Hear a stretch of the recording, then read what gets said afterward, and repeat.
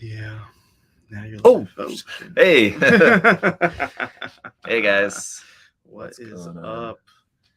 Just zoom in over here so I can see those questions a little better. There we go. Hey. Happy Friday. Yeah. You got your sunglasses on. You ready for Where are my sunglasses inside? For a cookout later. Those aren't your new sunglasses, though, by the way. My I'm noticing. new ones? Oh, no. On your desk. Yeah. Those are on your desk. I should get those. Those Yeah. ones are state of the art. All right, guys. Happy Friday. Yes. How's it going? How's it going with you? Good. How's your week been? A blur, I feel like, looking back on it. They I always don't are. know. Yeah. It's been wild. Yeah. But had some fun times. There's a lot of interesting moments this week in the comment sections and everything. In the comment sections? Oh. with the different videos. Yeah. That I put out have been fun. Saw but you interesting. You were outed. Yeah. Yeah. I got busted this week. It's good that they finally saw the true you. You know, I've known it for a while. I couldn't keep it a secret around here. No. But yeah, so it's been good. And we've got a giveaway kit for today. We do the /Zaku Phantom. Which I got one of these for myself. Pretty excited. That's not yours. No. Oh, yeah. Well, we had a couple of them. It technically is mine. Yeah. But well, right. Not mine to keep. Yes. But yeah, no. So I'm excited because I kept one for myself, and this might be a kit that I build here. And I haven't built a kit in a while. So what about that Hazel that you told Ron to put aside for you so you can build it? So I'll be getting to a few kits. Maybe I'll live stream something. I don't know. We'll see. In preparation for moving to the new warehouse, we've been going through a bit of Adam's personal backlog here at the warehouse. Yeah. there's like little pockets here and there of all sorts of randomness. Well, a lot of cool stuff. Yeah. I'll say. So we got that. We've also got some. Well, let's see. What do we want to do first? Contest announcement stuff. Contest updates. That's all you. Yeah. Yeah. So there's been an update to the prizes. First of all, we talked about this in the last episode, but kind of in more detail. Basically, to the prizes that we were doing, added the HG Silver Bullet was the one that we ended up going with, adding to the first place prize pool, just to add another kit into there. We've now got over 160 entries in the Advanced Zeta contest from you guys. Not everybody finishes, but I'm sure we'll have well over 100 finished entries when all is said and done at the end of May. So for right now, the deadline's still set for May 31st for that. But yeah, a lot of entries coming in every day. It's good. Still getting a lot. Awesome. So, and then we've also got prizes added from Scott at SMS. Yes, so cool. Scale Modeler Supplies. Yep. He's going to be sending those out directly from Australia because the first place prize is going to be some new paints that we don't even have yet here. So that's very cool. I posted about that yesterday. So Scott sent me a picture of what that's going to be. The second place and third place prizes are going to be paints as well, but I think he said it's like 6 random paints. So I don't know exactly which ones it'll be, but very cool. You'll get some paints from SMS.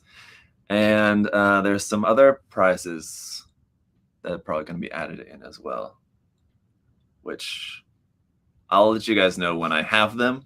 I know what they are, but I just in case, like what I get, you never know. Terry gonna meet them sending some stuff. Okay.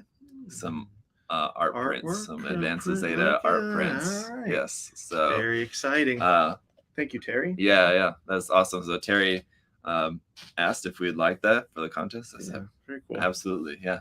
And then possibly some trophies as well? ? I was talking with a guy yesterday who was saying he wanted to volunteer to help make some trophies for the contest. Okay. Very possibly. Cool. So yeah. Right. Anyway, so adding some cool stuff in there for you guys. My hair's like sticking up right there. See that? Wee. Or maybe that's just the thing that now it is. I like it. A little bed risen hair. Nah, I don't know. It's left on that side. I'm going bald. I'm getting old, guys. Yeah, can relate. Yeah. Anyway, so so that's what's going on with the contest. Otherwise, nothing really else to mention as far as any changes. No. Bro Builder is going to be one of our guest judges. Sweet. I talked to him about that. Brian's going to be a guest judge, and I have somebody else in mind that I want to ask to be another guest judge. So I think that'll be a good team once I get the other person. But I want to talk with that person first. I haven't asked them yet. Yeah. I assume they're going to say yes, but so we'll have another guest judge, and I'll have some announcements for that for you guys in the next week, I'm sure. Yeah, pretty soon. So there's that, and what else is new in here? What have we got new recently? New? We got the Macross kit in. Well, we did get that. Yeah. There was new Bandai pre-orders put up. Yeah. So that's been since our last thing. Oh, yeah, right. I mean, all the announcements. All the announcements. The Ep.59. Yep. The Ep.59, the Chaos. Forbidden, thank you. Yeah. So those are all up for pre-order. And then it's Monday, if although a lot of the perfect grades are coming in that were up for pre-order. So we're getting some pretty big shipments here, probably the next few weeks from Bandai. Monday, we're getting another big one, about 22 Monday pallets. For sure. They scheduled it Monday for 9 a.m. So we'll see. But a lot of those perfect grades are on pre-order. There's still some left available if anybody wants them. You have to lock yours in and make sure that you get it. But they'll be in stock Monday, a lot of them, and a lot of other stuff. So yeah, I was on vacation all last week. Oh yeah. So how was that? It was fun. So I did make it to where it was a little bit easier, not a lot of big shipments coming while I was gone, type thing. So, but no, it was good. It was needed. Went to Disney for a week, and then my sister got married. Oh, really? Last weekend. Yeah, I didn't even know that. You didn't know that? Yeah. So my sister, now I have a new brother. So. Oh. Yay. Congratulations to them. Yes. I don't know. They might jump on here or something one time and see this. So congratulations to them. Yeah. Kristen and Skylar. Yeah. Nice. They're in Bryson City for their North Carolina for their honeymoon. North Carolina. Yep, in a cabin there somewhere. My mom was just talking to me about that. Okay. Well, I was just talking to you about that, I think. Well, we go to Bryson City too long ago. Yeah, for vacation almost every other year. So. I've never done that. It's fun. But yeah, my neighbor, they like to do it. You should come with us to Bryson City. July. I was just talking with my mom about that because my parents live up in Illinois. So like we were talking about like for next year, maybe like the summertime or sometime next year, rather than like us going there or them coming all the way here, we meet kind of somewhere in the middle, around there. Yeah. In the Appalachians. Yeah, it's fun. Like we stay as a campsite. It's a national park, and you get in these big tubes and you go down the river that goes down the mountain. It's fun. Yeah. So Ra's al Ghul mentioned I always wanted to take a vacation in Dollywood. Yeah, that's exactly what my mom mentioned. Something about Dollywood, and I told her Bollywood. Dollywood. Have you been? No, never. Yeah. I've never been to Dollywood. I've seen it. I've driven past it. Yeah. But I haven't even driven through it. Just like past it. I'm imagining something sort of like, did you see Nope? Did you watch that? No. I don't watch those kind of movies. What? Scary? No. Nope. That's a scary movie. Yeah, it's literally in the name. Like, nope, I'm not doing that. No, it's like, I don't know. It's suspenseful. Yeah, it's somewhat suspenseful, but it's barely scary. Yeah, it's no. Yeah. No. All right. Well, you should watch it. No. All right. Anyway, if you guys have seen it, you know what I'm talking about. Like the theme park in it. That's what I'm kind of imagining Dollywood looks like. Yeah. This kind of like it's not necessarily run down, but it's like kind of in the middle of nowhere kind of theme park, and like it's very like niche. Like a lot of people like still go there, but it's not like a huge thing. Let's see. No. It is supposed to be. It wasn't, though, to be honest. Yeah, I mean, there was a couple of moments where, I mean, it got like it was going to maybe be a little bit scary, I guess, sort of. But yeah, it was good. It was interesting. It was a very fresh take on kind of alien invasion, kind of so you ruined the movie. Alien visitors movie. Thanks for ruining the movie for me. And it's in all the trailers. And everyone else on here. Jeez, spoiler warning, guys. All right, let's get into some of your questions. And let's see. Oh, apologies, guys. Apparently, the post didn't go to Instagram when I posted it yesterday, so we only have comments to. Well, we have plenty of comments to go through here, but they're only on the YouTube community tab and Facebook page. No Instagram today. So we'll start off. Hey guys, since it's coming up on Saturday, I'm wondering what were the best April Fool's pranks you've done or had done to you? I don't really do them like IRL. I feel like I'm always on guard. Are you? Like, do you guys do them in your family? Anything that happens that day. I mean, yeah. I don't really ever experience anything, either me doing it to other people or other people doing it to me. I've had people like try to call out of work or act like they were sick and not coming in. I think here one time like 4 people decided to do it all together and called out all together. But then they all showed up. Yeah, because I was just like, okay, have a good day off. Yeah. And yeah. Exhilarating. Yeah. Sorry. Yeah, most of my experience with April Fools is just stuff that goes on online. Of course, there's lots of trickery going on there, but other than that, not really. You know what was a good April Fool's thing that wasn't April Fool's was Helbin quitting. He gave me his 2 weeks on April 1st. Oh, really? He did. It's already been that him. long. Yeah, been a year. Yeah, so he did that, and I didn't believe him, but it was real. So. Wow. R.I.P. Yeah. All right, a question to both of you. When finishing Gundam kits, do you prefer standing posing them alone, action posing them, or intricately action posing 2 or more kits together for the sake of looking as cool as possible? Well, I mean, I don't necessarily think that that's as cool as possible. That's subjective. I never put kits together. And it depends on the kit, whether they're in an action pose or just kind of standing. A lot of resin kits, you're kind of like stuck with the pose for the most part. So or even like dress-up kits, usually you can't, depending on the dress-up kit. I've had that. But some dress-up kits you can. So both action pose, and if I can do an action pose, I will, but I'll never put 2 kits together. I don't do that. I don't know. Maybe I'm weird, but no. Yeah. More often than not, I just opt for just the standing pose.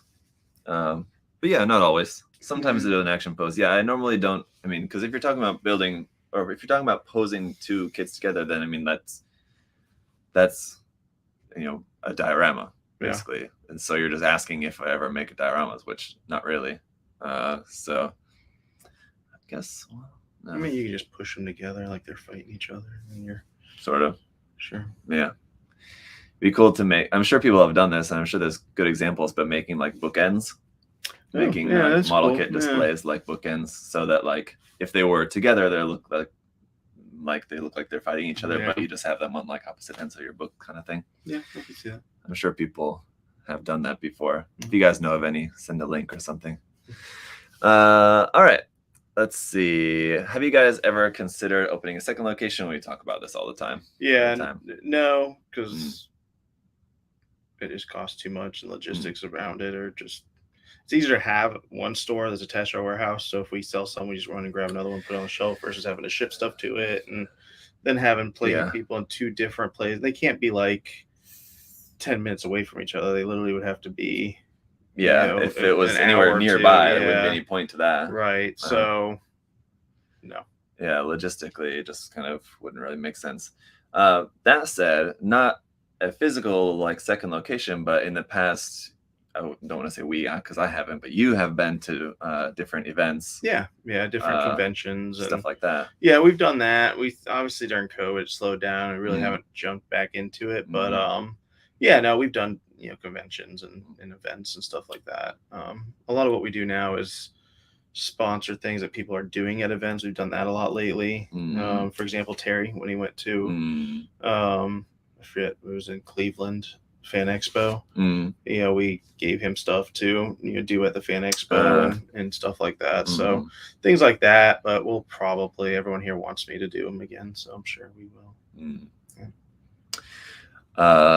Brian asked, do you guys have any experience in 3D printing custom parts? Talking more along the lines of weapons, since option parts or exclusive parts can be hard to find. I've never printed them. I've had them printed, but I've never designed and printed them. So. Yeah, same. I had a 3D printer shortly that I don't know, it wasn't for me. I wasn't happy with the results, and it was an older one years ago. QWERTY asked, how many MGs you guys think we'll get? How many MG? Okay, just making sure I'm reading that right. Considering that last year we only ever got the Dom and Rick Dom 1.5 MG Extract Freedom really felt hollow unless it was P Bandai. So I think he's meaning like this year. How many MGs? Yeah, well, we haven't gotten any this year. So the Verka, the MG SD. That's true. Well, we haven't gotten the MG SD, and then there's the MG Verkas. I mean, not like mainline MG, but two different MGs. Right. So yeah, two. I guess I didn't consider SD one really to be an MG, and then the Verka we haven't got yet. So, yeah. So I mean, will we get other announcements though? Because those announcements were not this year. Other than those, as far as like what actually gets released this year, I would say we'll at least get one other MG later that in will the be year. Released this year. Yeah, so towards the end of the year, because right now we have all the announcements that we're gonna get all the way for up until August, September. Yeah. So that leaves October, November, December. In that time frame, I'm sure we'll get another MG. Maybe. Yeah. I would bet my bottom dollar on it. Okay. There you go. No, don't give it to me yet. All right. But yeah, we'll see. But yeah, unfortunately, I don't think we'll see anything too much more than that. And it is sad. I know in my video about talking about the next phase announcements, like half the comments were people unhappy with the fact that there was no MG announcement. So we'll probably get the next MG SD because they did say that was in the works. That's true. So we might get that. I don't think that'll be. That won't be the one that you're talking about, though. We'll probably get something else. We'll probably find out what that's going to be by the end of this year. But I would imagine it's going to be released probably beginning of next year, spring of next year, something like that. Maybe. For when that's going to actually be coming out. We'll see. So it'll be interesting to see if that's going to be the trend for MGSD to have one per year. If they're going to do, when was the MGEX? Was 2021, or there was 2 years in between? Yeah, it was about a year and a half. It was right before COVID. 2 years, so 3 years. 3 years. So a couple. Anyway, longer time in between the MGEX releases, but maybe MGSD, maybe they're planning to do one per year. Yeah, which could be kind of interesting. So, all right, with the announcement of the new build series, what suits would you like to see Bandai combine in the Gundam build style? So did you see about that? I did. I saw about it. Yeah, just vaguely. I guess it's not a series. It's more like just like a 6-episode miniseries, something like that. Kind of. Yeah, you could see like multiverse, so they can combine different world. I don't know. Yeah, I didn't see about it in detail, but anything that comes to mind that you'd like to see? No.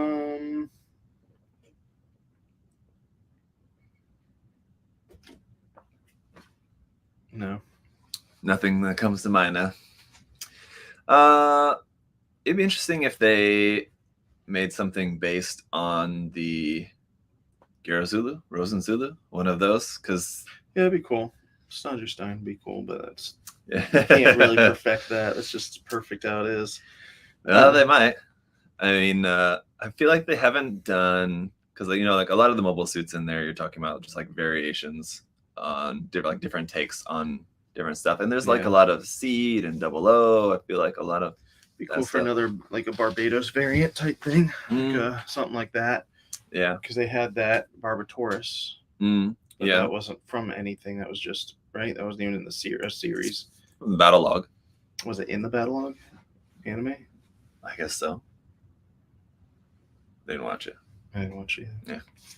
But I feel like there hasn't really been anything that have been variants of like anything from the Unicorn series, especially like HG Unicorn kits, like the Shozongalas, the Gerozulu, this kind of stuff like I'm talking about. Could be interesting to see some variants of those. Speaking of variants, whatever happened with that MG Camphor variant that was supposed to be coming out, that black one? Yeah. That was like kind of teased, and then we haven't seen anything else about it since still then. coming. I'm sure it might be. Yeah, on its way. I guess so. That Naoki custom kit. Anyway, I'm sure they're just working on the molds. No. Maybe they're working on a 1.5 of the camphor or something like that they want to. That they're with it. Well, it could be that they're going to do something like what they did with the Dom and the Dwaj, where like they'll release that, like that black custom build as a kit, which will have a bunch of new parts in it, making it sort of like a 1.5, and then later they'll release a 1.5 version of the camphor itself. Maybe. Could be. Which do you think has a better feeling, finding a kit you like and ordering it, or finally finishing a kit in your backlog? Finding a kit and ordering it probably gives you more dopamine feeling than finishing a kit in your backlog. This kit in your backlog was already yours. Now you got something new that wasn't yours before. Although they both have pretty good feelings. But I'm a buyer. Yeah, are you? Yeah.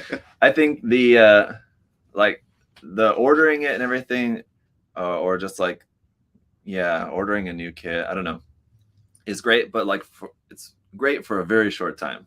I feel like a lot of times when I finish a build, like finishing like a painted build, we're talking that, I've spent weeks or whatever on, that I find that like it puts me in a good mood like for most of the day, so it's like a longer feeling of high, I guess, like feeling good about that. So I would say that that's more of a built up accomplishment, right? Rather than just like an instant gratification kind of thing.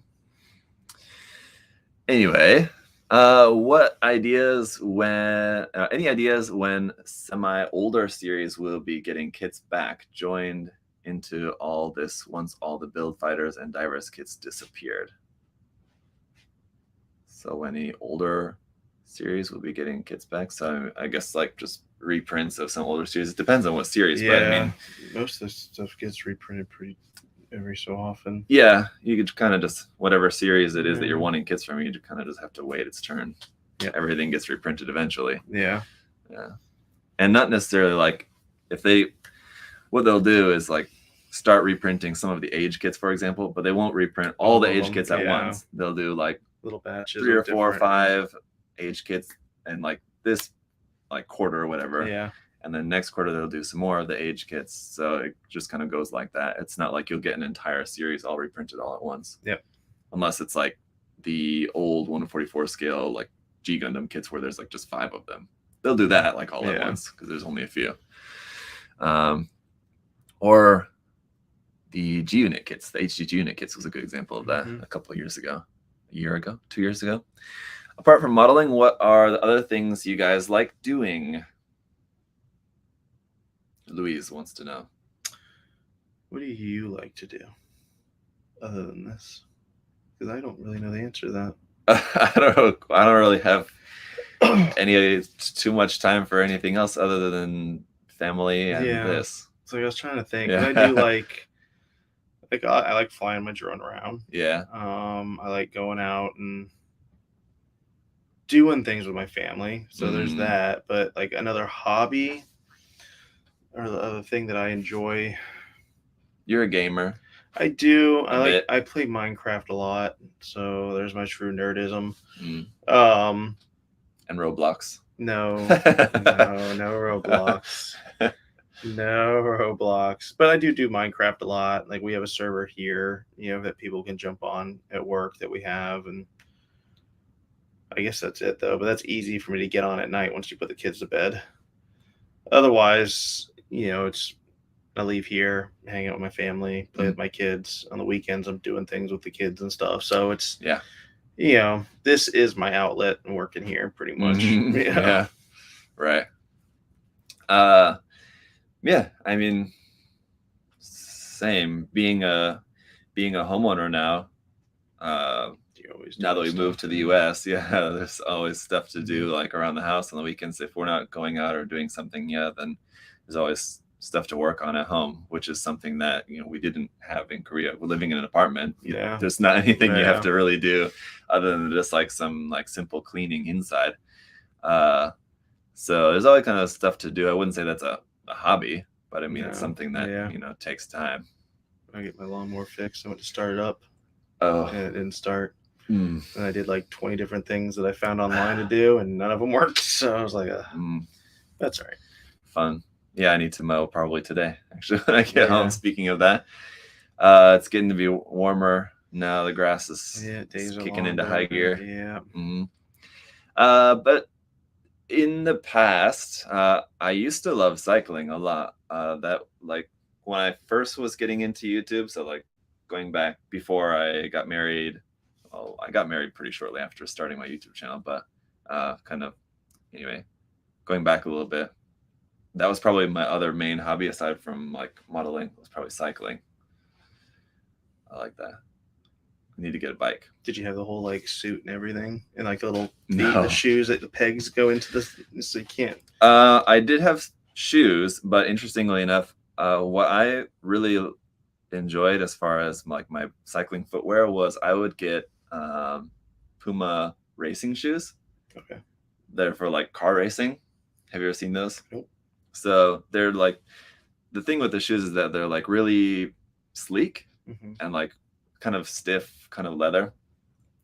And so, yeah, they would work really good for fitting into your bike stirrups. Yeah. So those were good. I liked using those. But no, I didn't have like a whole suit. I had like the like padded shorts that have like a pad on your gooch. Oh yeah. For when you're riding a bike for a long time. Yeah. I had some of those shorts. I had a friend that literally had a whole suit, and then his shoes, like the bike didn't have pegs. His shoes clicked into them. Yeah. I remember all that. Yeah. It was a long time ago though. No, yeah, those. I mean, I never had those. They seem like good enough, I guess, but I don't know. Just stirrups was good for me. That's what I had on mine. Yeah. Other than that, just like movies, music, normal stuff. So I didn't know that. I thought PBNA would have limited that kit to one, like they've done with other big things. Oh, the Neo Zeon? Yeah, they limited other things in the past to one, but. Oh wow, the Neo Zeon. I saw that went back up, but there's the Neo Zeon 2, right? Or second Neo Zeon. The second one went back up the other night, and I got on to order myself one, and it was in my cart, and by the time I hit checkout, it was already all sold out. Yeah, I heard that from other people too in my Discord. Yeah. Oh well, it wasn't meant to be. Bummer. They'll make it again. When we move, I'll bring in mine, and we can keep it in the storefront. Okay. Because I have both. You have both, the white one too? Yeah. What the fuck? Oh, sorry. Both. Yeah, we can put them both in the like at the entrance to the storefront, or like on both sides of Josh's desk or something like that. Yeah. Josh's gonna have to do stickers. Yeah. All right. So let's see. What do you think Bandai does a well enough job of do you think Bandai does a well enough job of preventing scalping? I've heard a handful of people ordering for HD Neo Zeon. Actually, we just talked about that. From P Bandai. I don't. So maybe I have an unpopular opinion here. I don't think it's Bandai's job to stop scalping. I just don't. It's their job to sell a product. It's probably their job to make sure that people that order from them, such as myself, don't sell it at scalping prices. I think that may be their responsibility and probably part of our contract. Not to if they have a contract with you, right. But I don't think it's their responsibility to go on eBay and try to get listings shut down. It's just that's way too much work for them to do. Yeah. And then you're going to police people that don't have any connection with you at all, other than they own a product and are trying to sell for more. Yeah, I don't know about this at all, but I mean, like, does Nike do anything to stop scalping of like shoes and stuff? No, because they increase in value. So that's So if you're worried about, again, probably an unpopular opinion, just don't buy it at the scalped price. You know, and honestly, if they're selling it at that price, then its value technically would be that price. Yeah. Whether you're happy about it or not, Yeah, that's probably irrelevant, honestly. Where it comes into someone going and ordering like 300 of a product at regular price and then going on and trying to sell it for more. I mean, that person, I guess, is taking a risk to do that. I can understand that being a pain in the ass, but I mean, but it's still not Bandai's job to try to go on eBay and Amazon and try to police people. It just is not their job. I mean, people have to be smart consumers too. Right. I mean, like, scalpers only exist because people are buying it for those scalper prices. So I mean, like, it's kind of on on people to be informed, and then like if they see something listed for an outrageous price, I mean, just don't buy it. And then if you really want to hurt the scalper, don't buy it, because then they're out all that money and they're sitting on something they don't want because they thought they could sell it for more. So I mean, I guess then the issue that he may be talking about is just then availability. Like if everything's all bought up, he's not able to buy it, and then he has no choice. So maybe because it's maybe an outside perspective. So most kits that are not like Pete Bandai, like this young from but most kits, like for example, when people were like trying to buy the real grade Hainu, the kit's gonna get remade multiple times. If you just wait like a month or two, you probably can get it at regular price. So if you have someone going and trying to buy a bunch of them, one person's not going to sell out, and no one person can buy all of what we're getting, honestly. Like they at that point it would be there's no way. So maybe they're just thinking, maybe like, for example, they think that we're just not going to get, there's just not enough there for people to get. But usually things are high in demand because not just one person's going and buying stuff to resell it. It's thousands of people are pre-ordering or buying the kit, so it's spread out. It's not like one person came and bought 500 of them and now is trying to scalp them. And by limiting how many people can buy, I mean, that's and we put up limits. Something. Yeah, we put up limits for certain things too. But again, I think the main question was, do you think Bandai does well enough? I mean, they do well enough in that, like, there's not really too much that they can do. I mean, like, what else could they do, right? Yeah, it's not, again. I mean, like, we heard this, this was a couple years ago. It's kind of like a big news story going around about like some of the measures that some shops were taking in Japan. I think it was like Yodobashi. And maybe it was only like certain ones in Tokyo or something like that, where they were asking people to name where the kid's from or whatever. Yeah, like to how to pronounce the Gundam's name or something like that, which I don't know if that was actually happening. I feel like there was something else too that they were doing. I don't remember. But that's not Bandai. Right. Yeah. So that's why I'm saying, like, the actual stores can maybe do a little bit more to try to prevent that. But then even still, at the end of the day, I mean, like, when somebody's buying something, how do you know like what they're going to do with it, right? Well, why is the store going to care if they're getting the money that they're charging for? Yeah. Let's be honest. Like, why really in the long run, they got the money that they're going to charge anyways, and they're guaranteed to sell it if they sell 2 or 3 to this one person. So, but Pat says that Bandai does in Japan, and I've never heard of that, so I don't know. Maybe. I saw. I'm not sure what he's referring to though about what Bandai does in Japan. So why not do it here? I thought it had to do with the same thing that we were talking about. Because the only thing that I know that Bandai does in Japan is the same thing that they do here, which is just limiting the number of like a P Bandai kit that you can order. Other than that, I don't know what else they do in Japan differently. I just know that the stores, like I said, were doing something, as I heard like a couple of years back. But yeah, I mean, it's a good question why the Epyon official price is so expensive. So obviously inflation's for one. It costs more to make the product, but also there might be stuff that's coming with it that they just haven't shown. I think it has a lot more parts and pieces to it than a lot of other. I mean, it's pretty much the same as with the Hainu, right? Around that price. I don't remember what the Hainu. Well, yeah, he is saying that it's more expensive than the Hainu.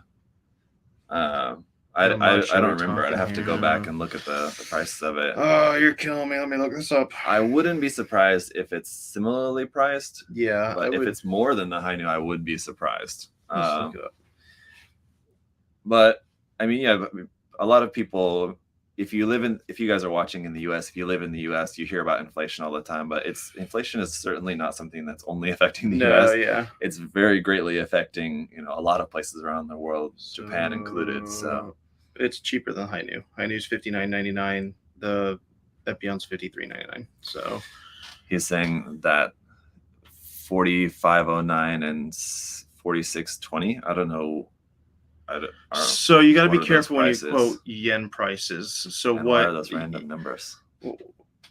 For example, you'll see two different yen prices. Sometimes stores will show you with tax. So it'll say with tax and without tax, and there'll be two different yen prices through two different stores. So you got to kind of be careful when you're looking at a yen price. But as far as US pricing, the retail from Bandai for the Hainu real grade is $59.99, which is probably $60, and it's $52 or $53.99 for the Epion. So it's cheaper than the Hainu. Not by much. Not by much, fairness, but yeah. I mean 8%. I would assume that's just due to yen inflation. Ultimately, really. Yeah. Because I mean, to your point, the yen price is what is the MSRP for Japan. Correct. We have to go by what is the MSRP from Bandai US. Yes. Which is a different amount in US dollars. It's not just a one-to-one translation. Yeah, they got rid of that. Yeah. Like 2 or 3 years ago now, probably even a little bit longer than that. The yen price does not matter for our price. It probably around the time that they told other Japan stores they can't send over here and stuff is when they decided to make it no longer matter. So it gives you an idea of what it's going to cost. Right. I mean, it gives you kind of a ballpark, but I mean, you can't just take that yen price and put that into a currency converter and expect that that's how much it's going to be here in America. Unfortunately, it's going to be way more. So. Good, but I mean, it costs more to ship over here, and there's a lot of things that go into getting product over here. So Bandai puts that into the cost of the product for us, and then they give us a suggested retail price, and then we're, with whatever our contract is, we can go up and down from that to a certain amount. So, all right, let's see here. Of the Zaku series in Sea Destiny, that fellow. Or let's see, I lost it here. Which backpack is your favorite? What is your ideal color scheme? So I like just the regular green one. Do you? Yeah. I love the Slash. You like that baby blue? Yeah, baby blue with the big old axe and with the orange Gatling accents. Guns. It's a weird color scheme. I love that kit, but that color scheme is weird. Man, this is top quality right here. Look at that orange, that baby blue and dark blue mixed with orange. It's good stuff. I don't know. Good stuff, man. It gets the great kit, but the color scheme is a bit sus. No. Yeah. You're confused. No, I mean, I may be boring, but yeah, I just like the dark green of just the standard one. More than that, more than the Lunamaria Hawk version. What else is there? You've got is there a Heine's? There is a Heine's one, but not the Phantom, which I'm sure they could just make one because they made a Destiny Heine's version, and that he was dead way before. So sorry, spoiler alerts. So I'm sure they could, which I like that color scheme. The orange color scheme is pretty good. Yeah. But if you're going like Zaku ones, I mean, you could go down a rabbit hole and seed for different things. All right. My 5-head asked, application process aside, do you prefer the look of water slides or dry transfers? How about you? Dry transfers I've never had. Never done? No, I've done them, but I've never had super good luck applying them, I guess, or keeping them. Yeah, I mean, if you're talking like application aside, which just looks better, I mean, dry transfers look better. Because you're not going to have any border around it at all. But that said, you can get water slides you can pretty much make the border disappear, and it's going to be pretty much invisible unless you're looking more really, really hard through water slides. Yeah, there's I don't even know if you get dry transfers other than not in a kit. Like I don't.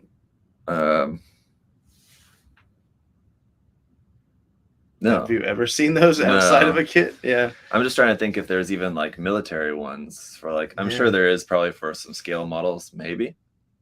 I don't know.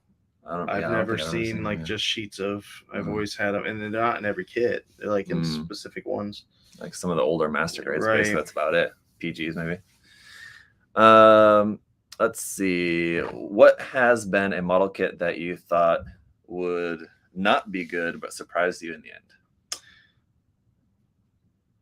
That's a interesting question because there's been kits that initially released that I thought would do good. I had the opposite of this. It's hard for me to think of kits that I thought would do bad and then did good. Only because when we put them for pre-order, it helps us gauge demand for it right off the bat. It's a hard question. Yeah, well, you know what? The Lifrith was one that you didn't expect. Well, I think it's one that Bandai also didn't expect to be as good as it is. Speaking of which, Taniqua wants to know when it's coming back in stock. We are getting as many as we can. So I think we got some this week. We'll get more next week. And then we're getting a whole crap ton, which is now the shipment that has a lot is Bandai, I think, finally realizing, and it just took that long for them to rev up that kit again to get out the demand for it. Because I don't think that they realized how well that was the demand for that one. I think they knew the Ariel because we plenty of those. Yeah. But the Lifrith, because it was like just the prologue. Right. I think, yeah. So that one I think had Masquerade EX Strike Freedom probably too, because the Unicorn did pretty good. But when that Strike Freedom went up, it was like, but also before COVID and after COVID here in the States, the demand for the popularity of Gundam models has greatly increased since COVID happened. So more people are into it. So things like that kind of might occasionally take you by surprise, but yeah. I can't really think of one off the top of my head at the moment. Something that I didn't expect to be good, but pleasantly surprised me. You talking about building, or you talking? I took it as like a sales thing, I guess. Yeah, I think he's talking about building. But okay.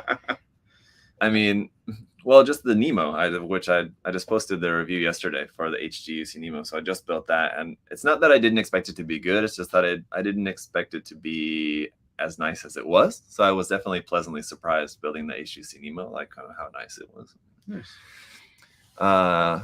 Reiji wants to know, for non-Gundam franchises, does Bandai purposely make Plamo only from franchises with anime and or live action series or movies? Except for Sakura Wars, it looks like Bandai doesn't make kits from video games. But Synduality is proving him wrong, he says. Manga, etc. So I mean, of course, anything, if it's got an anime or live action series or movie, it's obviously going to be pretty well more popular. So yeah, that would warrant making a kit. Yeah. And they also do, because I'm pretty sure Synduality is a Bandai Namco game, right? Could be. I'm pretty sure. Sounds probably so. It's their own correct. IP. Yeah. So they'll be more on the side to pick up things like that if it's their own IP, because they don't have to pay for licensing. Although Pacific Rim wasn't their own IP, but that was a very limited. Or it was. They did like one run of like 4 kits, and then that was it. I don't think they've ever done a reprint of those either. They did. Well, maybe we were just able to get them from the first print. We need to order some more, but so they did do that. But again, it wasn't like that's from a big live action movie to this point. So I think it's just due to what they think will sell well, and if something's only from a manga that like manga's popular enough in Japan, maybe, but it's got to be popular enough that Bandai thinks that a lot of people will buy it for them to invest into the designing and production, everything for a model kit. So yeah. So, I think that's right, that they purposely. I don't necessarily think that that's a requirement. Like, okay, we're not going to make a model kit of something unless it has some sort of like video aspect to it, movie or a TV show or something. I don't think they have made anything though that isn't. Yeah. I mean, you could argue some Gundams aren't, but they're mangas. What about Super Robot Wars? Is Super Robot Wars? Yeah, it's a game, but does it have a? Is there an anime? I don't think there is. Is there? There was there is animation, but I don't know if it was a full-blown series. Yeah. Does that make sense? Yeah. Okay. Maybe the chat will know. But yep. All right. Let's take some questions here from Facebook. Let's switch over here. FB the book. Any updates on the PG shipments? Well, we talked about that already. That's funny. So, is it Carol? We will be putting those Xenogears kits up probably today. I had a phone call with Square yesterday, so yep. Good things coming with that, I think. These? What the? Yeah. There's three. There's this, which is the set. Yeah. That one with the wing and that big old those are the blue. New ones. Yeah. Yeah, that were just announced. This was the first set. Yep. These are loaned to me. Shout out to Riley. Thank you, Riley. Loaned? Yeah. Sent me these to build and review, and then I gotta send them back. So he basically is getting pre-built kits. He can loan them to you. He got a free commission. Snap building is not exactly my idea of a commission, but sure. Yeah. Yeah, they are tiny and they are expensive, but if we're able to get them directly from Square Enix, at least it'll be not quite as expensive. Yep. You know, as cheap as possible. Chris Pabs, our good friend, said there was a series for Super Robot Wars. Oh. Super Robot Wars OG anime series. Okay. Oh yeah, and then yeah. All right, fair enough. Now we know. Yes. And knowing is half the battle. G.I. Joe. Which Zaku variant come across all the series is your personal favorite? Ooh. That's hard.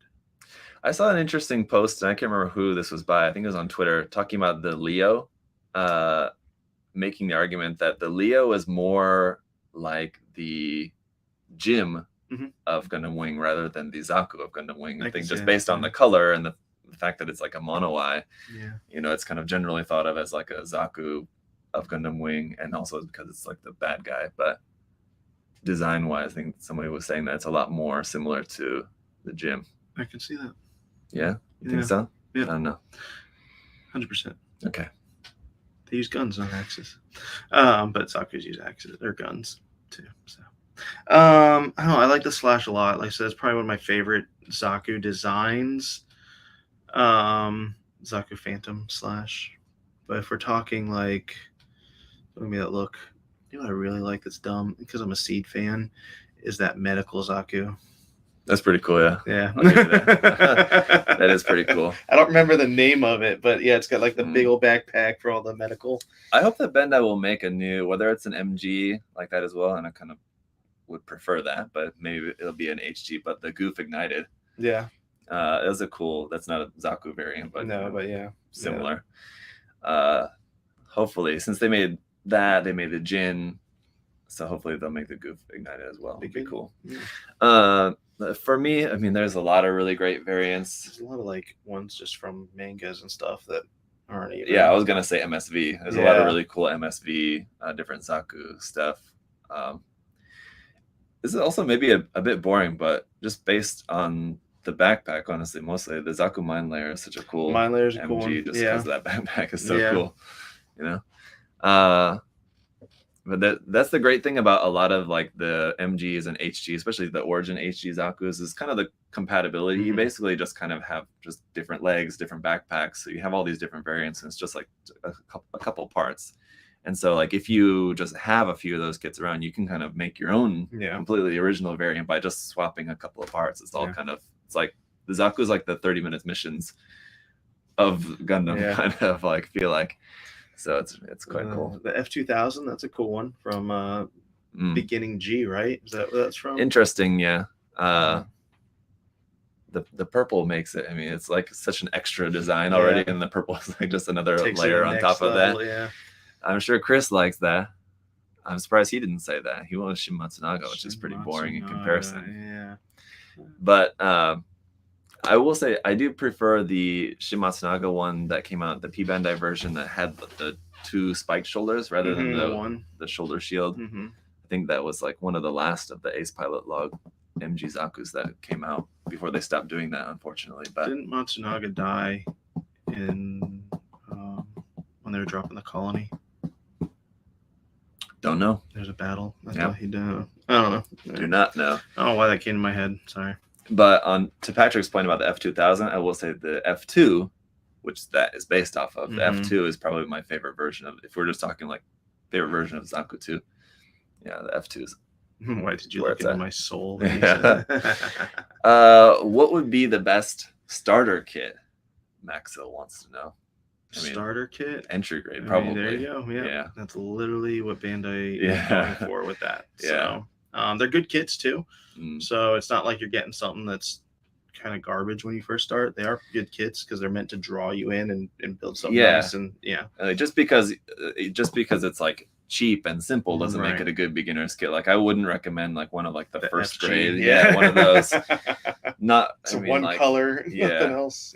Because you want something that is cheap and easy but also looks good. So if you're gonna just build something as like your first model kit you're building, you build up one of those, you're gonna be like, this kind of looks like crap. But those would be the best. Otherwise, I mean, I think generally just kind of any HG. I mean, just pick because there's such a wide variety available, from all the different HG lines, and there's not really any one that I feel like would trip up somebody just because they're a beginner, that they would have a hard time putting together any HG kit. Pretty straightforward. What weathering techniques would you recommend? Bernadette wants to know. I'm sorry, what was the question? What weathering technique would you recommend? Weathering? I have not done a lot of weathering, but I do like, so I don't know what it's called. It's not paint chipping, but where you take kind of like metallic or gray or something and kind of make it look like on the edges the paint was chipped. It's not paint chipping. It's called something else. Because paint chipping, you use a different kind of chemical to actually chip the paint off with a brush. Oh, this is like scratches and stuff on the edges and stuff like that. What is it called? I don't know. Edge chipping. It's sure, just chipping. Yeah. There's a lot of different ways to go about making like chipping. I think like what you're thinking of, like Chris said dry brush, Ernest. Yeah, Chris said dry brushing. That's just another way to do chipping, though, basically. Yeah, I don't know. Maybe when I think of chipping, because there's that chemical that you mix with the paint, and then it will make the paint really flake off when you're just kind of like a fluid. Yeah, chipping fluid. Yeah, chipping fluid. Thank you. Yeah. I've never used that actually. I used it once and didn't go very well. Yeah, so I never used it again. But I've done that on a few kits where like I'll just take a fine brush and I'll get like some metallic or some gray and kind of like just make it look like it was a little bit different corners or edges. But I'm generally a pretty clean builder. I like Chris's. I would recommend zero weathering. Great technique. Yeah, I'm more of a clean builder than. Yeah.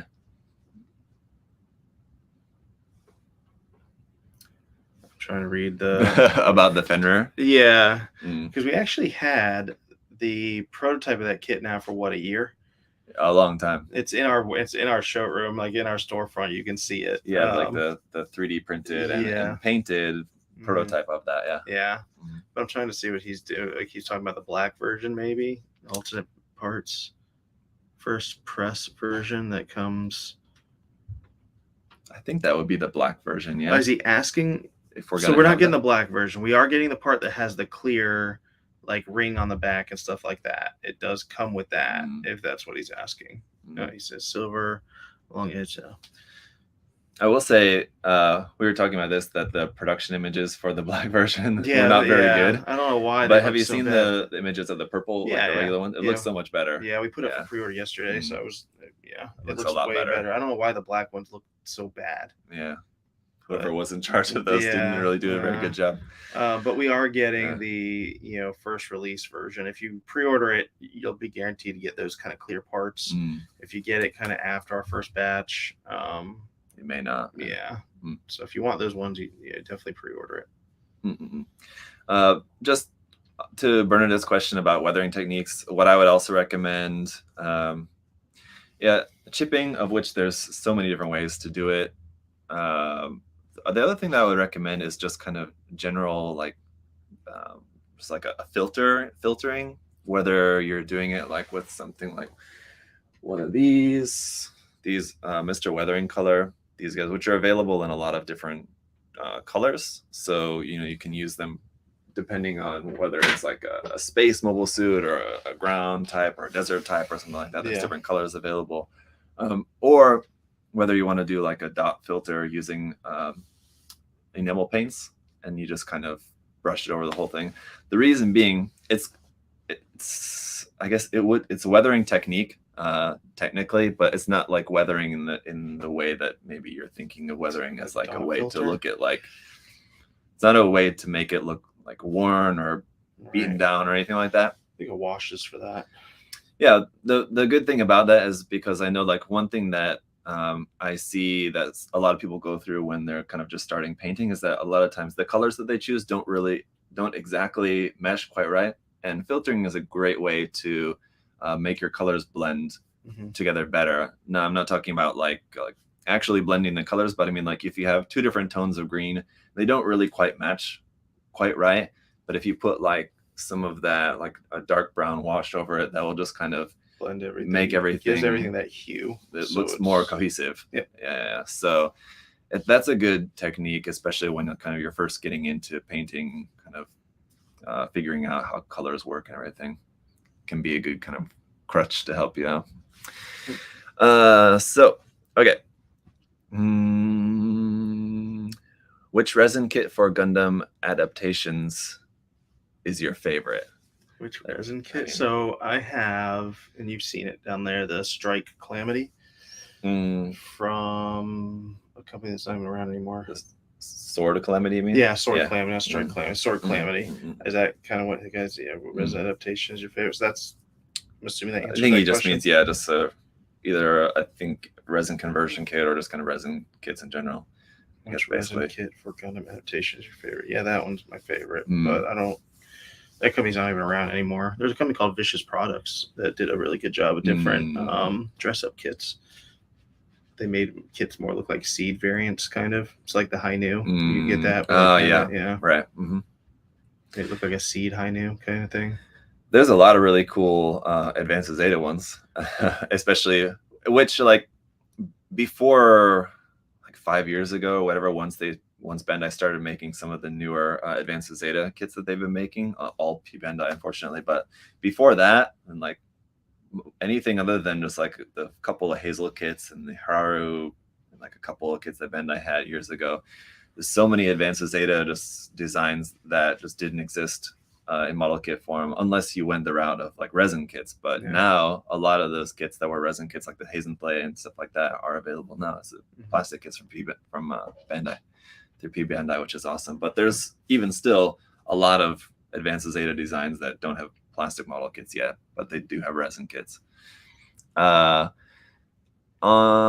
that note, let's see. I saw a question that I wanted to take. Oh yeah, Tyler said that he was surprised by the RG Ep.59 and wants to know if we think that there's an RG Master Gundam on the way.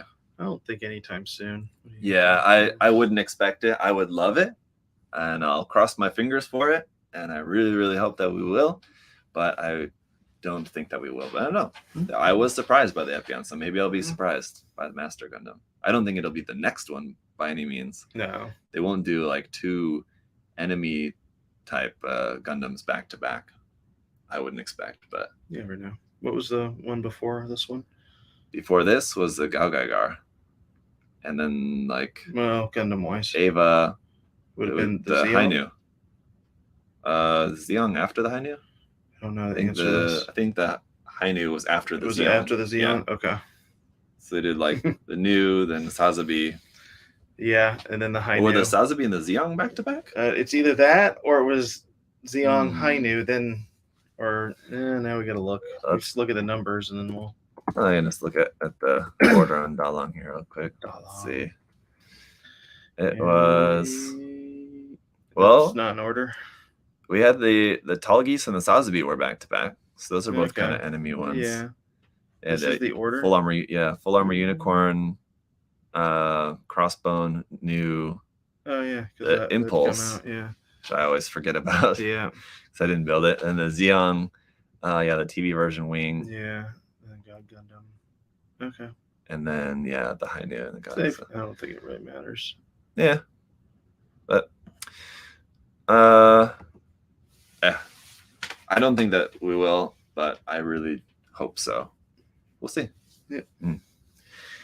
All right. Let's see. Oh, we still have some time here. Take a few more. Do you think that Bandai will announce a 100 scale aerial rebuild? Yes. Full mechanics or MG? Full mechanics. Yeah, I agree. I think we probably will get that, and it probably will be full mechanics. Yeah, I would think so. When are they reprinting the O alongside with the MG Deep Striker? So the two big boy MG kits. I want a Deep Striker though. You didn't have one?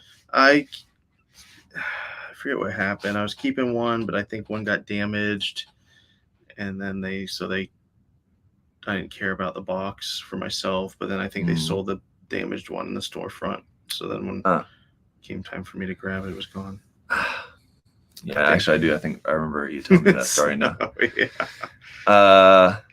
Speaking of G Gundam, Zach wants to know, not me, Zach. Will we ever get a Tequila Gundam? Maybe as a P Bandai. Maybe. Yeah, I don't know. Yeah, now they're coming out with the Rose, but I don't know. It took them so long to even make the Rose, which is one of the main suits. Yeah, you give a time frame. You just said, "Do you think they'll ever will?" I still say no. Even if we're talking into the infinite future, I don't think we'll ever get a Tequila Gundam Model K. Not from Bandai, anyway. All right. Daniel asked, because you guys debate foods on the live streams, pho or ramen? Oh, ramen. Yeah, I gotta say it's pretty close though for me, to be honest. Though, yeah. I'm not a big pho person. Yeah. More of a ramen. Definitely ramen by far. Ramen's usually way more salty, which is better. Which is not necessarily always better, in my opinion. Better. So it kind of depends. Yeah, I don't know. Both are great. That would be really difficult, but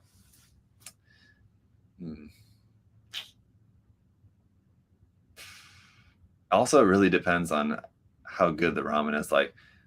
Pho is pretty much always good. I don't know if I've ever had it as long as it's from an actual restaurant and not been disappointed. But ramen, I have had disappointing experiences with ramen at restaurants, especially here in America. In Japan, not really so much, but here, I mean, when you go to a place and you order ramen and it comes out and it's made with instant noodles, that's not good. That's the best. That's immediately send this back to the chef and calling Gordon Ramsay. Have you ever? Gordon Ramsay would know how to make ramen. I'm sure he does. I'm sure he does not know how to make good, solid. Somebody find a YouTube clip of Gordon Ramsay making ramen. I'm sure it's out there. Yeah, he's gonna be making that top ramen on the stove. Using the instant noodles that you get mad about. Yeah, he's gonna be making handmade ramen noodles. No, he is not. He's no. I guess they don't use I'm using the spaghetti machine. They don't use that for making ramen noodles. Anyway, what were you gonna say? I don't know. You were gonna ask me about something. No about using instant noodles or something. I don't know. I don't remember. Fair enough. Okay. Anyway, miso ramens is my favorite type of ramen, though. Miso, huh? Yeah, miso ramen. I like some miso. Miso. I like spicy miso ramen. I like tonkatsu. I like a lot of ramen. Did I say that wrong? Yes. How do you say it? Tonkatsu? Yeah, that one. Yeah. I said how I said it. Yeah. Yeah. Yeah. Just with an English accent. You used your Asian. He and I were actually just talking about, I was telling you about making kimbap and selling at the farmers market. Rather than that, because it kind of goes off quite easily, and especially like if you're outside in the heat, it like doesn't stay very well. Yeah. So he was saying like it'd be better to make donkasu, which is the Korean version of tonkatsu, like just fried pork cutlet, to make that and sell it at the farmer's market would be better. So maybe we'll be making some. She's gonna start the food stand.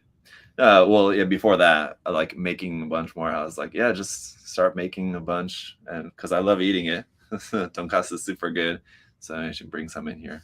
Yeah, for us all to try. Please, some different types of that. Do you guys like tonkatsu or donkasu if you're having the Korean version? Not the soup. Huh? The soup. No, fried pork cutlet. Yeah. Yeah, that's what we're talking about, right? Yeah. Yeah. Right. What are you talking about? Soup? Ramen. Yeah, we were talking about ramen. Right. But you like your ramen with tonkatsu in it. That's the kind of ramen it is. It's like pork broth. Oh. I thought you were talking about tonkatsu. Like no, I'm talking about the cut up pork cutlet in there. Nope. Okay. But that's good too. Okay. But I'm talking about the pork bone broth. Oh. Yeah, that has a different white name. Milky. Oh. Yeah, what's that called? No, I don't remember. Huh? Yeah. Same thing. I'm not sure if that's right. See? Oh, never mind. Katsudon all the way. No, something Katsudon? Yeah, that would be tonkatsu and udon, which is also good. Yes. Okay. Anyway, all right. Tonkotsu. Yeah. That's what you're talking about? Sure. I don't know. All right. Let's just move on, because I don't remember what it's. I know what you're talking about. I don't remember what it's called, and if somebody says it, it's not gonna jog my memory. I don't think. Katsudon is rice bowl, though. Then what am I thinking of? I have no idea what you're talking about now. And now I'm confused too. And I'm not going to look it up. All right, it's enough of that. All right, maybe that's what we should have in next time instead of a barbecue day. We just have like your wife make us food. No. Yeah. What are you talking about? Yeah, have some karage. Do you like karage? I like a lot of things. We can all go to that ramen place down the street. That new ramen place. Have you been yet? No. Yeah. I think I don't know if anybody else who works here has been there, but I did go and I said it was disappointing. So somewhat joking, but if we're going there for lunch. Well, it doesn't open till like 2. Yeah, that's the other problem. It's not even open at lunch. It's super weird. I don't know. Anyway, yeah. What's your thought about P Bandai releases from a business and consumer point of view? Yeah. Okay. You want to open that can of worms? So Bandai does an amazing job of bringing us kits that they normally would not release as a regular release, as limited releases, so us, the consumer, is able to buy things that we would not normally be able to get at a limited batch and feel good about what we bought. So thank you, Bandai, for giving us kits that we would not normally get in regular instances. Yes. It's my politically correct way. Very congenial of you. Yeah. But then but what someone's going to say is, thanks for bringing that kit, but why not bring the kit as just a normal release? I don't know. Because they don't want to allocate. Yeah. So usually it's because P Bandai kits are not kits that they deemed would be popular enough for them to make over and over and over again around the world. Yes. Yeah. It depends on where you live too. I mean, because obviously in Japan, it's just not that big of a deal. You just order from the P Bandai website rather than going to a store to buy it. Right. So it's really not anything different. And in countries that have P Bandai, it's what we have it here now. And yeah, it can be a little bit difficult. Like sometimes stuff sold out right away, but a lot of stuff then it gets put back up again like a month later. Yeah. So if you miss it the first time around, you can usually still get it.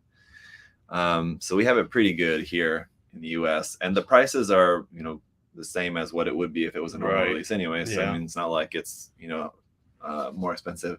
They have it in Korea, Hong Kong, and I think that's it. And we've talked about this before. So Bandai pretty much is the one selling it. So they're getting the full amount of money. And usually they're doing that because they're getting funds to be able to mass produce new kits that are coming out and stuff like that. So it's a way for Bandai, I would assume, to get cash flow for future endeavors that they make that would be mass production kits. Yeah. But then also give their consumer base something special. That's a big part of it that I feel like a lot of people outside of Japan don't understand. Is like, it's just like shoe collecting here. I mean, like people like in Japan collecting like limited items. That's just kind of a thing that, I mean, I guess people everywhere like that, but especially in Japan. It's a special item thing, more of like, in terms of maybe like a crowdfunding, you get this special item, and I gets funds to create more stuff in a way, I guess. But, you're getting something that's special out of that. I mean, I've seen all sorts of different opinions about P-Bandai, of course, over the years, but like I've seen one recently where someone was making the argument that Bandai charges more for P-Bandai items, which is just not true. That's definitely not the case. I mean, Bandai makes more off of the sales because they get the full amount of whatever the profit is on that kit. So that's true that Bandai makes more money, but they don't sell the kits for more, which is nice. I mean, no, and that might have been just a perception from when, like, maybe other countries that don't have P-Bandai, like when we didn't have it here in the U.S., a kit that cost $40 was selling for like $120 because of just all the loopholes that we had to go through to even get the kit here, and then we had to make a profit type thing. So, but now, I mean, it's most kits you literally just get on an order as long as you're on the day of. Again, most kits, not every kit, obviously, but most kits you can get on the day of or the night of and be able to get one for the most part.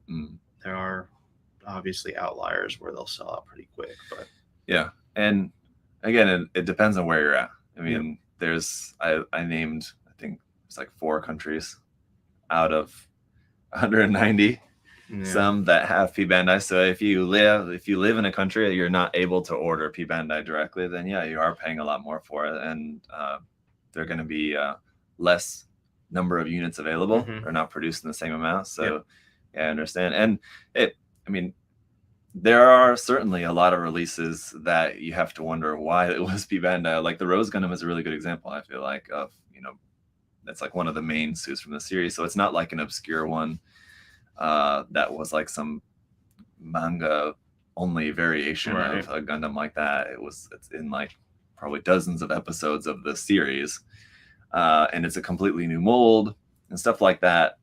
It kind of makes you wonder why, but Bandai decided that they didn't think that it was going to sell as well as other stuff, so that's why they went that route. They're the experts, right? So anyway, it'd be nice if there was less stuff P-Bandai, of course. Sure. If more, I don't want to say less of those kits, but if less of those kits came out as, if more of those kits came out as normal releases rather than P-Bandai, would be nice, because we get a lot of really cool kits in P-Bandai. All right. Should you always wash your kits before assembly? So, no, I don't. Not at all. You don't need to do any washing before assembly at all. No, and that's kind of my fault a little bit that I talked about that in an old series that I definitely regret, because unfortunately it gave a lot of people the wrong idea about that. But you really only need to wash parts before painting is the main thing. Especially if you did a lot of sanding. So you're gonna have all that dust and the paint won't adhere. And even then, it's helpful, but it's not required. I mean, I've painted stuff without washing it, and it's usually fine. Lacquer paint's pretty strong. If you're painting with lacquer, especially if you're painting with acrylics, I would definitely wash before painting. But lacquer is pretty strong. It's usually pretty all right. What's your favorite seed Gundam? Joe wants to know. Ooh, that's a tough one. It is, and I like the Strike Freedom a lot. I do, and I like the Freedom a lot. But Sword Calamity. Oh, Yeah, there's a lot of cool options, and I feel like without taking the time to really think about it or like go online and actually like look through all of them, I don't have a favorite that immediately comes to mind, but like among like the most well-known ones, or at least ones that we have master grades of, for example, like probably the Buster or the Duel, probably my favorite. The Blitz is also really cool. I like the Abyss. So I'm a very big fan of seed designs. I like the Abyss. Really? Yeah. That's probably at least favorite one. Really? Like, that transforms into like the submarine. It has like the big binders so on the side. I don't like it when it transforms to submarine. Yeah. But I like it when it's not in submarine mode, if that makes sense. Sure. But I like the Verde Buster from what is it, that small, was it Stardust? That was the Astray side story or whatever. Yeah, Astray side. It was the Stargazer. Was it? Yeah, Stargazer, because it was the Blue Duel, the Strike Nor, and the Verde Buster were a team, and then I don't know what happened to the Verde Buster and the Blue Duel, but then the Strike Nor was the guy fighting the Stargazer at the end. It was like a 3-episode thing, and the episodes are like 10 minutes long or something like that. Haven't seen it. But it did have Astray. It had 2 short Astray episodes at the end of the DVD. Maybe that's what you're thinking of, where he gets like the Baku head. And then there's another one with a blue Astray. Like they're on a ship or something fighting. Yeah. It'd be cool to see that done in like well, I guess it kind of is already, but it's sort of like a Mandalorian to like the Gundam Seed series, right? Yeah. You know? Yep. Patrick has a really good question here. Cake or pie? I feel like we've had this question before. We have, and pie is superior to cake. Yeah, I agree. Definitely pie. Yep. But as I'm sure I talked about before, unfortunately in my house, I'm like the only person that really likes pie. That's sad. I think my kids are kind of like okay on pie. I think they'll eat it, but my wife definitely is not really into pie at all. Really? Yeah, I don't know what's wrong with her. Good pecan pie with ice cream, or a key lime pie with a lot of whipped cream. I don't know. Maybe a few more years of Americanizing, or we'll get her here.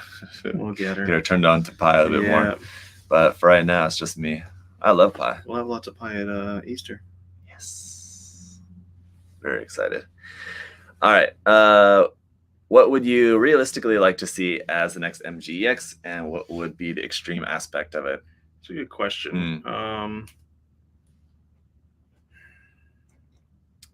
I honestly really thought that the Zeta would have been a good choice, and the extreme aspect to be focused on the transformation. But now that we're getting the Zeta Verka, I think that's out. Yeah. I think I was thinking something with the LEDs in it, but then your extreme. That's the thing. So many ideas that come to mind have to do with LEDs, but considering that was like the gimmick of the first line, with the unicorn, I don't know how many MGXs they're going to do focused around LEDs, you know? Yeah. Then they should have just named the line MG LED or something. Yeah. It would have been better. Yeah, I don't know what other kind of extreme points they can really push, you know? I mean, they do something, I don't know. But we had that moving prototype that no, it's definitely not going to be that. Unless they make it, what was that somebody mentioned before about like making a gun tank that you could remote control. That would be sort of interesting. I mean, it'd be fun at first, but I mean, at the end of the day, as long as it's still a model kit, I mean, I don't really want that kind of aspect built into it. What would you recommend for a contest? MG or HG kit? I mean, wow, that's a really difficult. MG. If you're building an MG, just because it's bigger, it depends on who your judges are. Do they know Gundam? If they don't know Gundam, usually bigger is better. Yeah, because it's going to give more of a presence. That's incredibly vague, and there's so many different variables to that. I mean, are you talking about like for our current contest, or just like if you're just entering a contest in general? If it's ours, you do whichever you want. Honestly, you'd probably be better off with a high grade because you have more options. Hey, to your point about like how knowledgeable the judges are, I mean, with an HG kit, you know, And if you're going to be doing a lot of like scribing and modification on an HG kit that didn't necessarily start out with that much detail, you know, being able to show the transformation of like the stock kit, not having a bunch of detail, and like your finished product, you know, like super detailed to somebody who's knowledgeable about Gundam, they might be like, wow, you took the HG kit and made it look like an MG kind of thing. Yeah. Whereas with MG, I mean, you could do that as well, but yeah, with an HG, there's maybe more room to like wow somebody with your transformation of the kit, I guess. But it's kind of for anything, really. You seen that build where somebody took the first grade Gundam G-Self? No, first grade RX-782 Gundam, which is just like the all molded in white 144 scale one, and made it look exactly like the PG RX-782. That is pretty impressive. That is impressive. I've seen the guy do not exactly like, but it even has like the opening hatches and stuff too. Dang. It's pretty cool. I've seen the G-Self one where it was a high grade G-Self and they like scribed it and made it all, it literally looked like a perfect grade. I've seen that. That's Shunege's. Sure. I don't know. I think that is what we're thinking of. Maybe. But yeah, there's some pretty impressive ones. What? Extreme point would be the tequila that comes with Must be 21 nowhere to build. MGX turn A or turn X. That could be kind of cool, but I mean, I don't know what the extreme point would be compared to the magnets on the turn X, so it all can connect back together. Yeah, maybe. Extreme point magnetism. Yeah. I don't know. Kind of dumb. Yeah. It's all right. No, that's dumb. Yeah. What are your best-selling paints? Mr. Hobby, by far. Mm-hmm. Yeah, you talk like there's always like Gaia and all the other brands that we carry, but Mr. Hobby is always probably gonna be number one. Just more people know it. It's just well known. It's Bandai's preferred paint for their model kits. Gaia we can never even get stock of, but even when we have stock of Gaia, Mr. Hobby outsells Gaia 3-1. I mean, it's solid paint that you can easily get any color you want, and it's like you said, it's well known. It's also easier to get, for us and then for customers as well, right? Yep. So it's a pretty easy one. All right, let's see. Let's draw our giveaway. Oh yeah, the best Zaku. That's been established. We want to put this window on the screen here for you guys. Yeah. So we only have Facebook and YouTube to draw from for our here. And it's YouTube where we have 74 comments. And it's number 74. 3. Whoa, very nice. Let's go all the way back up here. 1, 2, 3 from Noble-san. Noble. Have you guys ever considered asking about our second location? Yeah, we answered that and the answer was no. Congratulations. Send us an email to support@usagundamstore.com. You just have to send us a screenshot of you logged into your YouTube account. Don't need anything else, and then just the address you want us to send it to. But congratulations. Great hit. Yes. Yeah. Enjoy. He mentioned how they mentioned out they love the extra little goodie or two that they've gotten with their kits. They're getting a kit with extra goodies instead. They'll probably throw in extra goodies. I mean, as in like, I'll put a sticker or something with it. Yeah. It's not going to be packed in the same way. We have to custom pack it. Yeah, because it doesn't go through our normal. Not through the system. Someone orders, it gives them everything to put, Right. So. But anyway, congratulations on that. Yeah, congrats. Yes, very cool kit. I'm kind of surprised. It's been a while since we've got a new variant. We were kind of getting those, quite a few different variants of that. We've had 3 P Bandai variants, I think, after the original release. The Lunamari, the Hawk was the original one. Then we had that one, the green one. I feel like there was one more. They had the set that came with the green, like it yeah. Had the Phantom backpack and the right. Did it have the Phantom backpack? The one with the missile pod? Yeah, had the bat and it had the gun, but didn't have this. That one's got the Gatling gun backpack. Yeah, it's a slush. Like and then there was the one that had the missile backpack. That's what the Phantom gray. It was just gray. It was there was the green one that came with that. Yeah, and then there's the green one that came with that and the launcher. And Luna Marius has a launcher. And there was the Mir Campbell version. That's the one where she's singing. Oh yeah, the live concert version. Mm-hmm. Yeah. Oh yeah. So there's a few. All right, guys. So anyway, that's it for today. Like you mentioned at the start, next week we've got a bunch of stuff coming in, including the PGs. Yes. Yep. All of those still available for pre-order? I don't know. Some of them are out. I think the XD is out. I think there's still some Perfect Grade Unleashes still available. Maybe some Zaku's. There's some stuff left, but I think some of them are sold out already through pre-order, but we didn't put all of them up for pre-order. So come Monday, some will be in stock. Yeah, I think we left a few up, but those will go very fast that day. So just FYI. Yeah. That and other stuff, a bunch of stuff from Bandai coming in, aside from the Perfect Grades. So just stay tuned next week for details about that. Yeah. And if you guys are working on your contest entries, if you have questions or something. Oh, I wanted to let you guys know that if you want to share your work in progress on your contest entries, maybe if you want to keep it a secret, you don't want to share that, that's fine. But if you want to share, you can.